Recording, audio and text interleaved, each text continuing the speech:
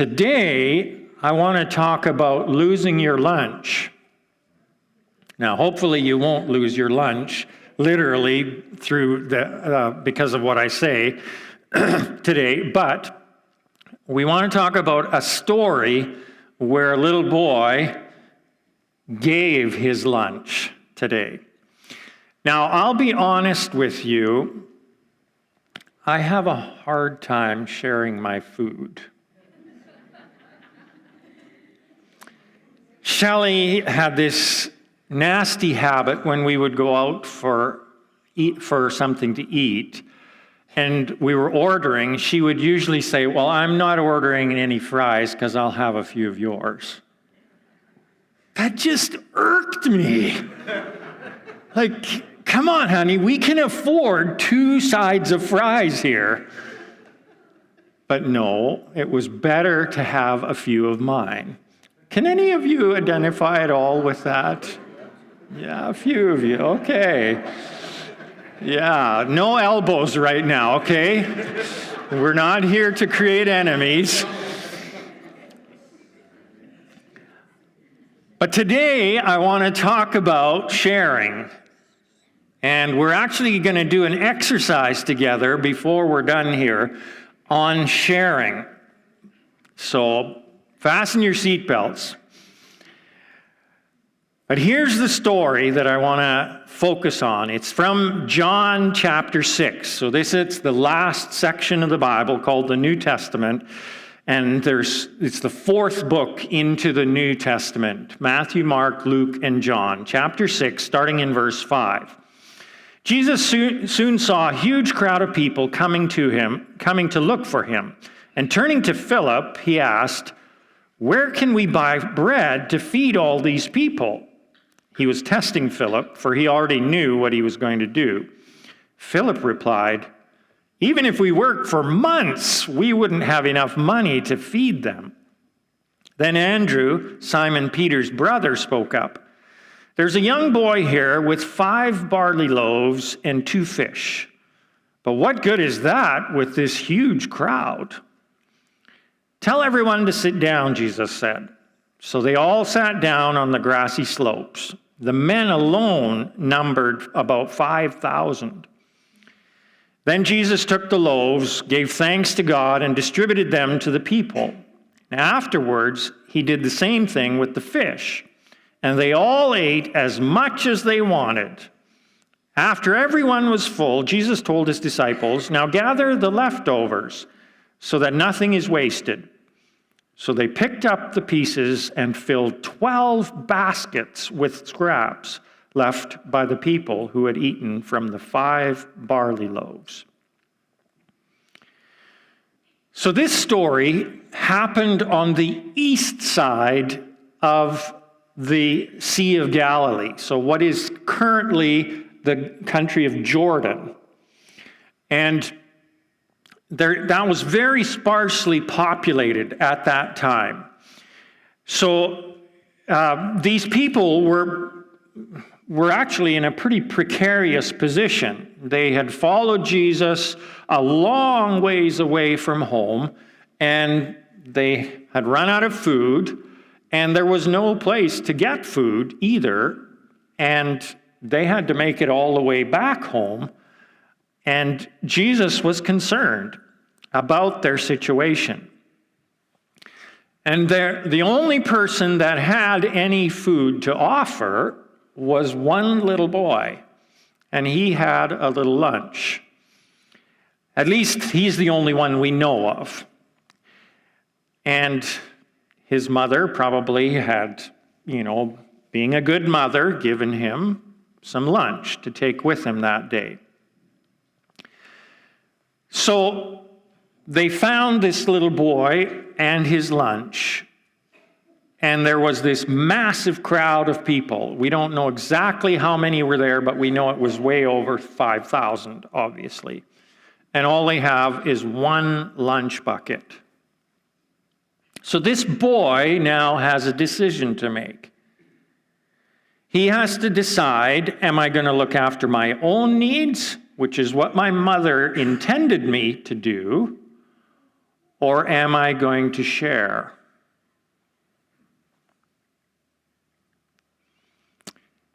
And this is the question we all face. Maybe not in that particular kind of situation, but we all face that decision from time to time in our lives. Am I going to look after my own needs first? Am I going to look after myself, or am I going to share? Jesus called this little boy to look at the big picture, not just at his own needs. Jesus actually was inviting him to look at what would be the best for the greatest number of people. Now, there are a lot of good arguments this boy could have made for not sharing. He could have defended his decision to look after his own needs with a lot of very good logical arguments. He could have justified being selfish here. Well, I might not make it home if I don't have this lunch. I mean, I might get too hungry and faint along the way, or my mom gave this to me so that I wouldn't be hungry, so I should do what my mom told me. These other people should have planned ahead better. They should have thought of this. It's really their own fault that they're here so far away from home with no food. I mean, they have brains. They could have thought of this.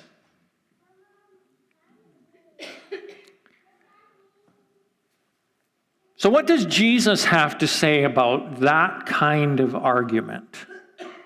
Well, actually, there are some very, very specific instructions about that kind of scenario in the New Testament.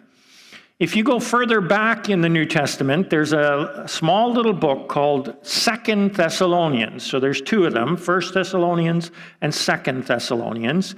And if you go to chapter 3, starting in verse 6, we read there, "And now, dear brothers and sisters, we give you this command in the name of our Lord Jesus Christ. Stay away from all believers who live idle lives and don't follow the tradition they received from us. For you know that you ought to imitate us. We were not idle when we were with you. We never accepted food from anyone without paying for it. We worked hard day and night so we would not be a burden to any of you. We certainly had the right to ask you to feed us, but we wanted to give you an example to follow. Even while we were with you, we gave you this command: those unwilling to work will not get to eat. Yet we hear that some of you are living idle lives, refusing to work and meddling in other people's business. We command such people and urge them in the name of the Lord Jesus Christ to settle down and work to earn their own living.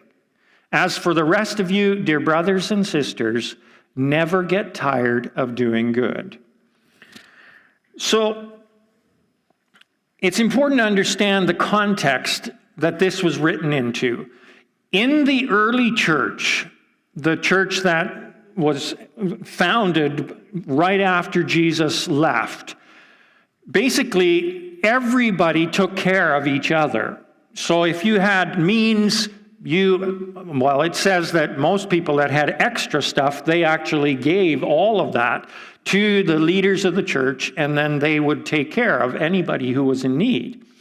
Now, this particular passage is addressing a situation that started to happen in the church. Some people started taking advantage of the church and saying, well, the church is going to take care of me anyway, so why should I get a job? I'll just live off of, the excess that the church has. And Paul, who wrote this, the Apostle Paul, or some people call him Saint Paul, he's saying, don't you dare think like that. And he basically is saying the church is not intended to enable people to be lazy. And he tells them, if you are mooching off of the church or mooching off of other Christians, go get a job.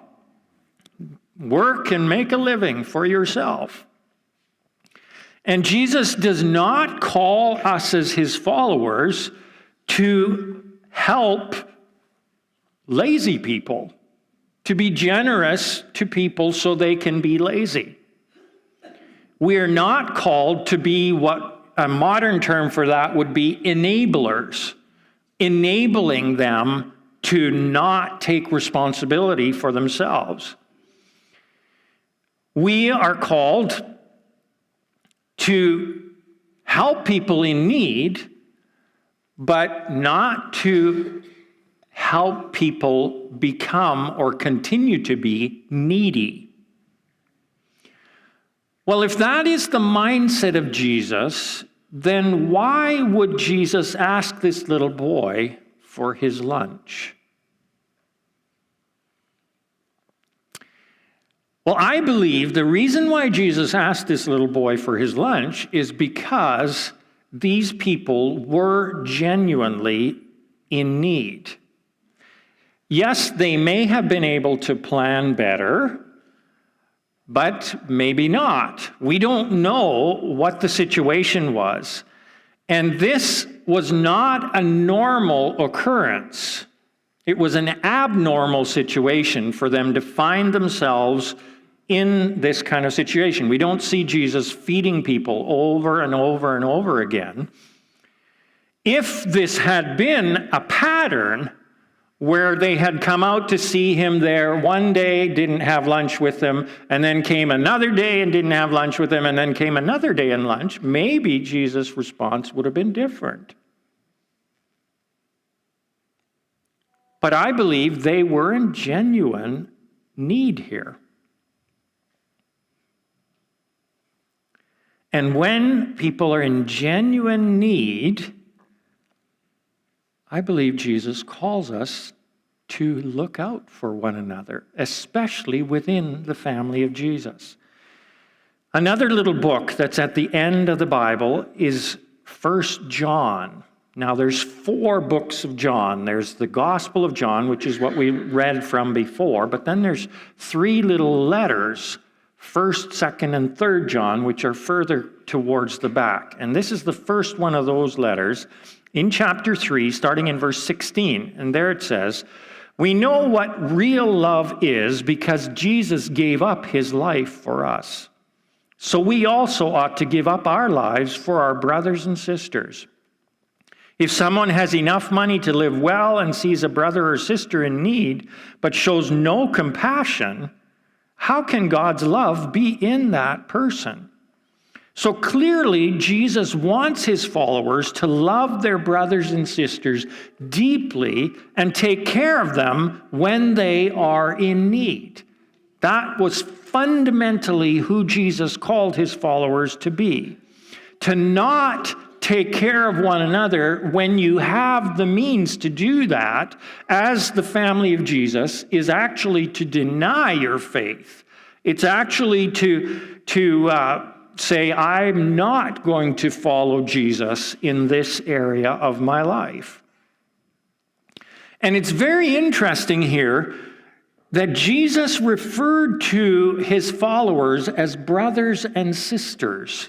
And again, we see that in this particular passage. In the culture of that time, the highest loyalty in any relationship in that culture was to your siblings. Your sibling loyalty came before your loyalty to your spouse and before your loyalty to your own kids. That seems shocking to us in our culture today, where everybody moves in different directions and we lose touch with our siblings. Everybody lives their own lives. And really, in our Christian culture, we exalt this idea that, it's the core family that's the real important thing. You look after your kids, first of all, and then your spouse. But in Jesus' day, that wasn't the case. You look after your siblings first of all, then your kids, then your spouse. And so when Jesus invited his followers to treat each other like brothers and sisters, he was calling them, us, to treat each other with the highest level of loyalty known to them in their culture. He was basically saying, I want you to have each other's back like you would have the back of the person that you value the most out of anybody in your circle of friends. So it's very interesting that Jesus would choose those exact analogies or words to describe his followers to each other. He is literally calling us as Jesus followers to treat each other like family.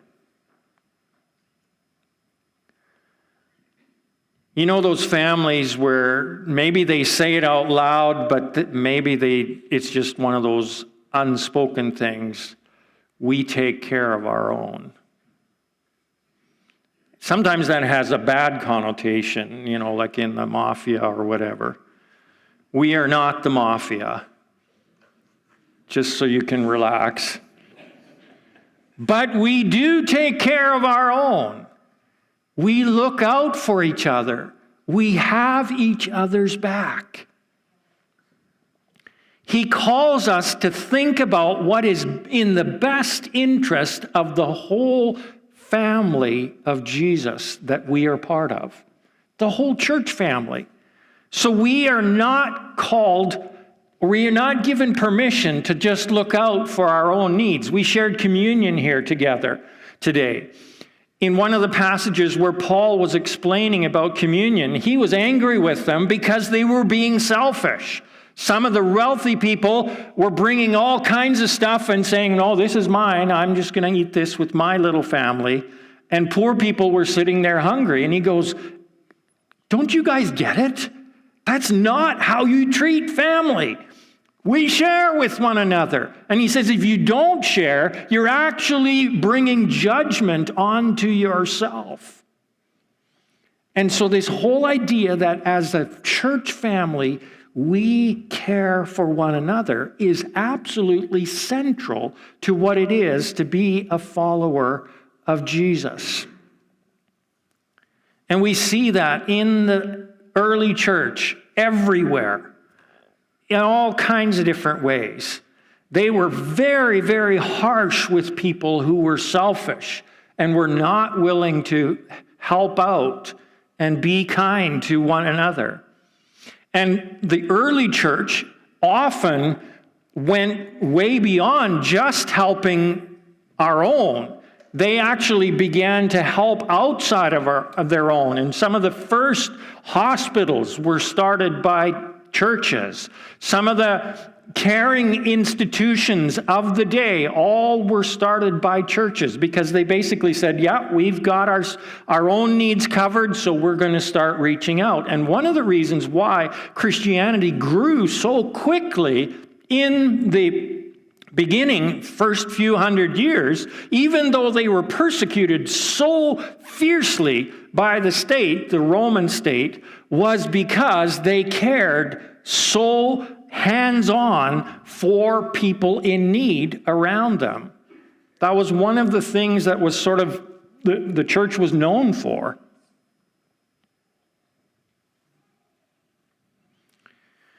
So if you were standing on a hillside today with 5,000 hungry people, would you give up your lunch?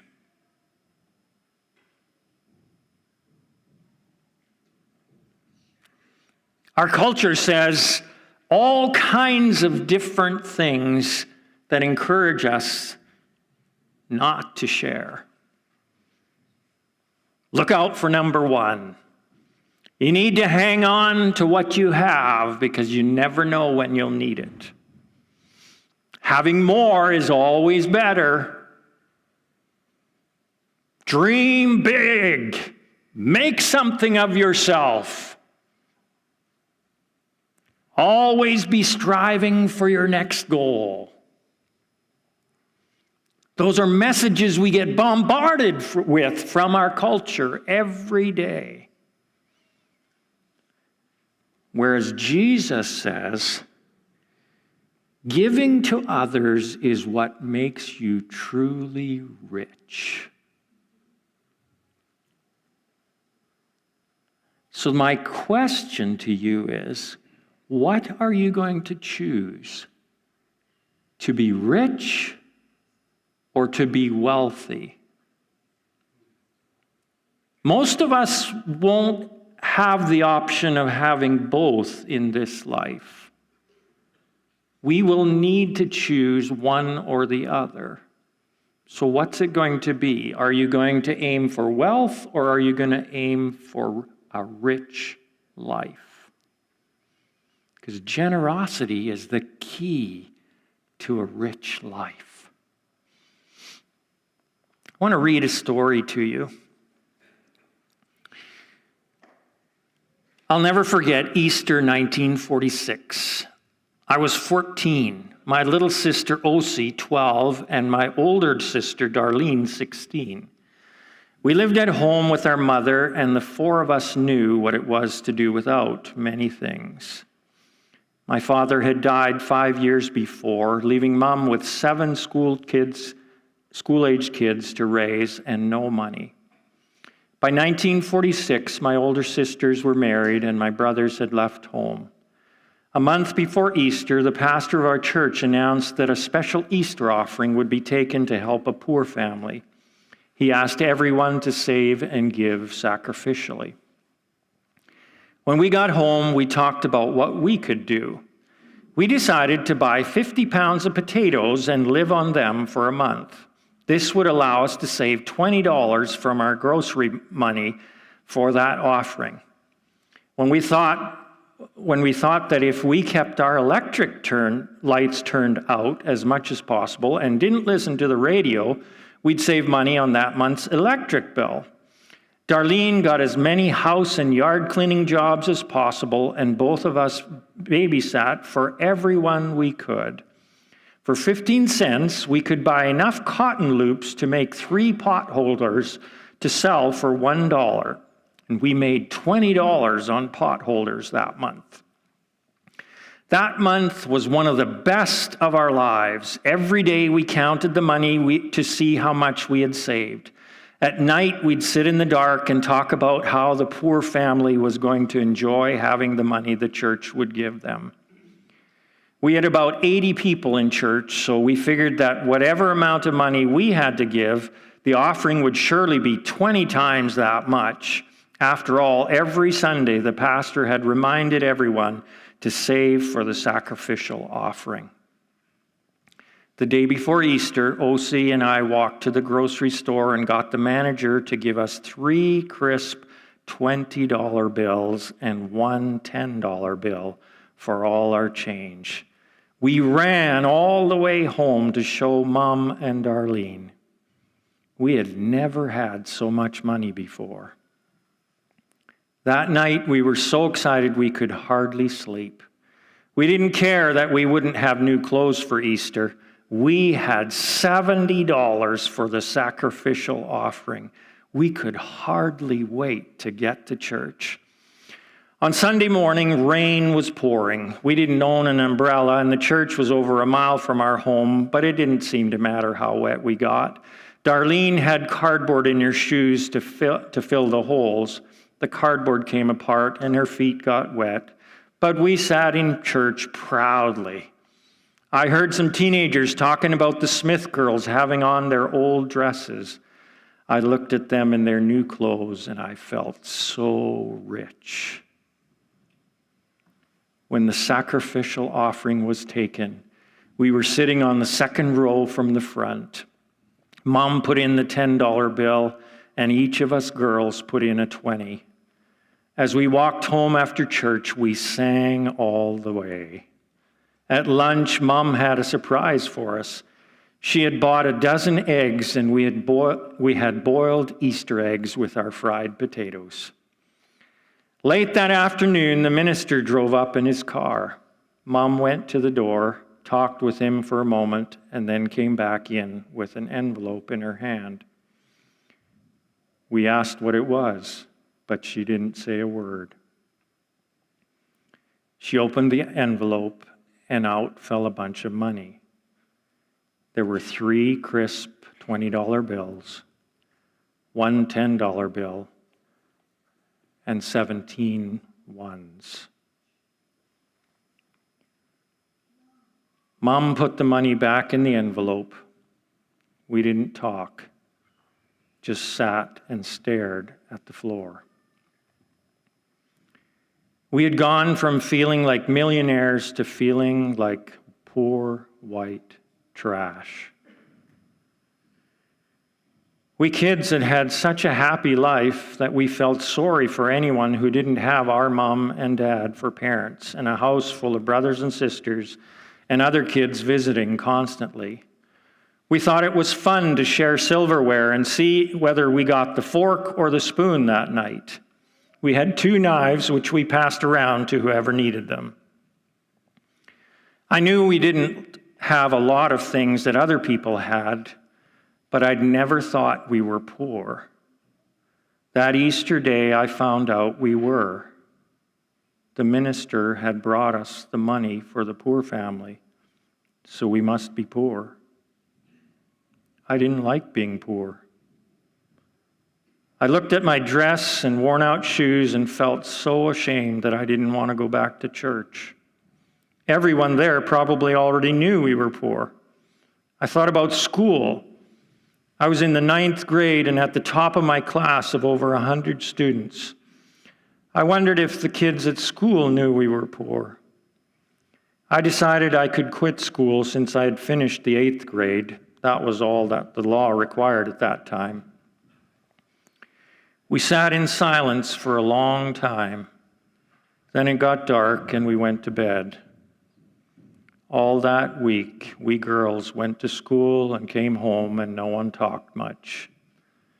Finally, on Saturday, Mom asked us what we wanted to do with the money. What did poor people do with money? We didn't know. We'd never known we were poor. We didn't want to go to church on Sunday, but Mom said we had to. Although it was a sunny day, we didn't talk on the way. Mom started to sing, but no one joined in. She only sang one verse. At church, we had a missionary speaker. He talked about how churches in Africa made buildings out of sun-dried bricks, but they needed money to buy roofs. He said $100 would put a roof on a church. The minister said, "Can't we all sacrifice to help these poor people?" We looked at each other and smiled for the first time in a week. Mom reached into her purse and pulled out the envelope. She passed it to Darlene. Darlene gave it to me, and I handed it to Osi. Osi put it in the offering. When the offering was counted, the minister announced that it was a little over $100. The missionary was excited. He hadn't expected such a large offering from our small church. He said, "You must have some rich people in this church." Suddenly it struck us. We had given 87 of that little over $100. We were the rich family in the church. Hadn't the missionary said so? From that day on, I've never been poor again. I've always remembered how rich I am because I have Jesus.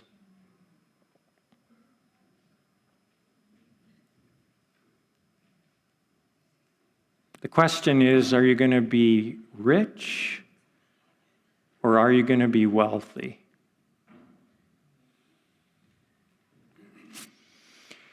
So a few weeks ago, Samaritan's Purse came to White Court at the invitation of the White Court Ministerial Association. Samaritan's Purse is the organization that does the shoe boxes, you might remember, at Christmas time.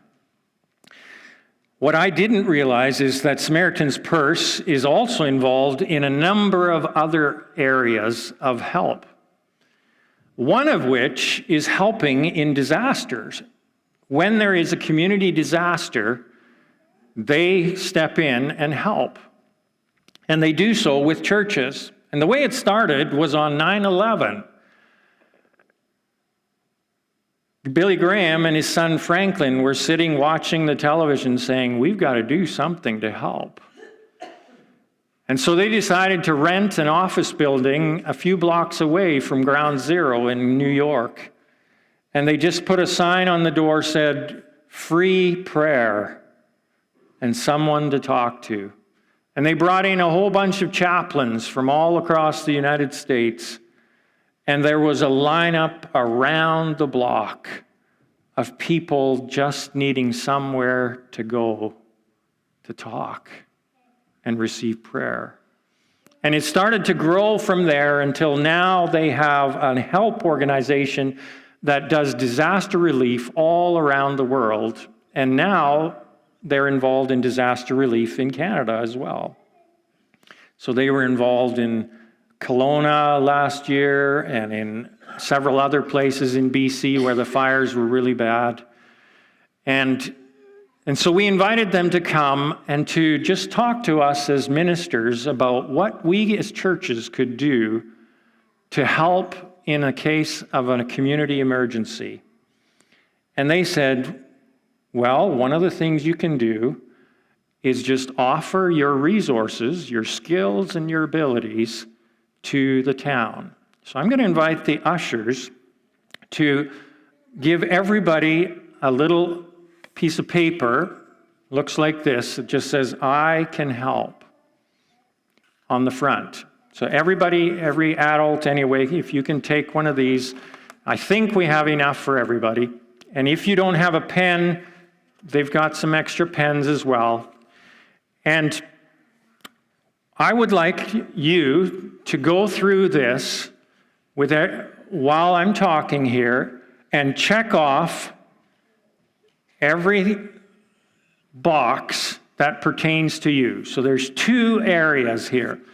If we had an emergency in our community, either people evacuating into our community or we had an emergency as a community of Whitecourt. And all of us know last summer we had fires very close by. We had some flooding right here in our own community as well. And there's things that we as a church could do to help. So there's skills, and then there are things that we can offer. And so if you have skills that you would be willing to offer in an emergency, check off those skills you have. And we've just listed as many as we could think of. If there's things that you could offer that we don't have down on here, just there's some others at the bottom, so write it into there. And when Samaritan's Purse was here, we actually met with the emergency response managers for Whitecourt. There's two of them. There's the main manager and the deputy manager. And we said, would you be willing to have the churches work with you in the case of an emergency? And they said, we definitely would. And if you can make up a list of the resources that you could offer our community in a case like that, we will add that to our emergency plan here in Whitecourt. And we won't contact anybody directly. We will contact you as a church leader, and then you can contact your people that have these resources.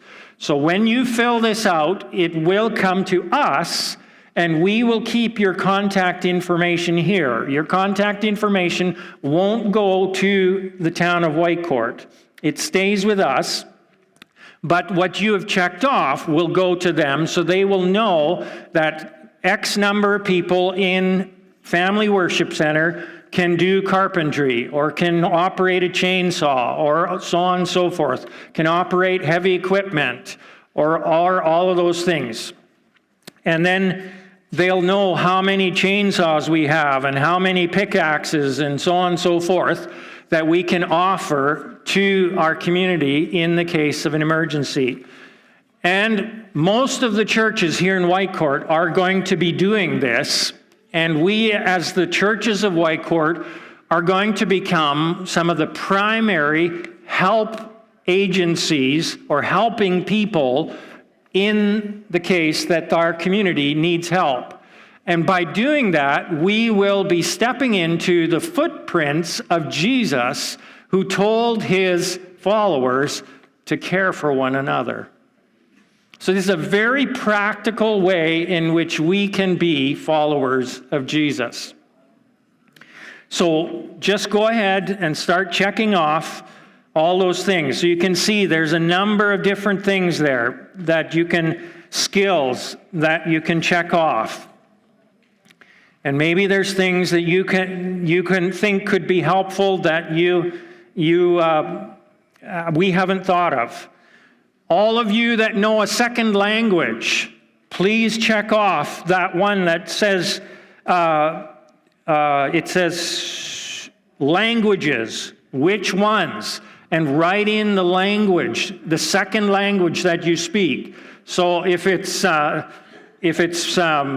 Filipino languages or African languages, interpreters become extremely important in the cases of emergencies. If you're a musician, please check off music there, because one of the things that the evacuees said that came to Whitecourt last summer was that they were just bored out of their minds. If you can play music, you can help with entertaining people who are just waiting to be able to go back to their families. Now, the other thing I want to mention here is this, of course, is all depending on whether the emergency has struck you or personally or not. Of course, if you are affected by the emergency, then this picture might change for you. So this is presuming that you have not been affected personally by the emergency. What are the things then that you can bring to the table? And under things, like, do you have blankets, extra blankets? Do you have sleeping bags, pillows, toys for kids? Do you have a water pump that you can pump out a basement with? Do you have fans, shop vac? All of those different things that can be helpful in the case of a disaster of some kind. Check off there and just indicate what kind, what size, how many, so on and so forth. Any questions? Is it all making sense?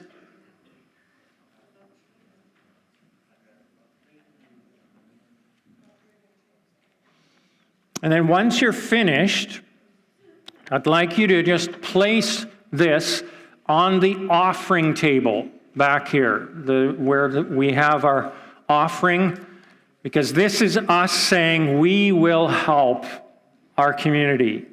It's being generous. It's living open-handed. So right there on that table in front of the sound booth, just leave your picture there after we dismiss, or your form there after we dismiss here.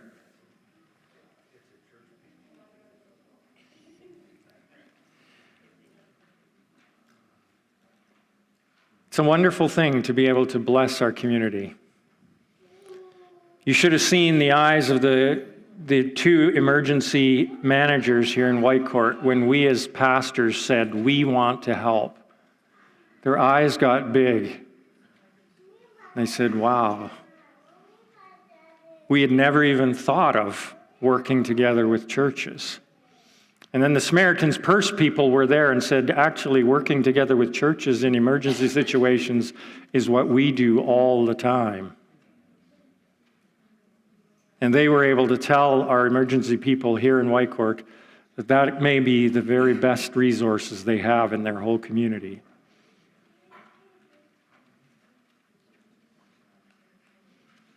Okay, let's pray. Dear Jesus, we thank you that you've called us to live with open hands, to share, to give, to be generous. You've called us to live rich.